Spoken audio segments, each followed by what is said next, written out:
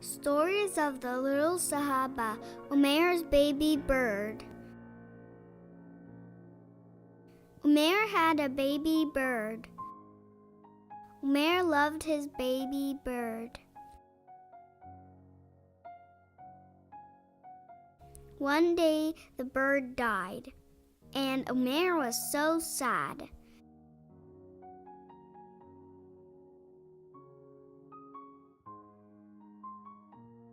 But something surprising happened. Just during those days, Rasulullah ﷺ visited Umair's house, and he saw Umair look sad. He asked what happened to Umair. Umair's parents talked about the baby bird. Then Rasulullah called Umair and asked what happened. He talked with Umair with love and care. Rasulullah was the most kind and caring person of all. Umair felt so much better after talking with Rasulullah ﷺ.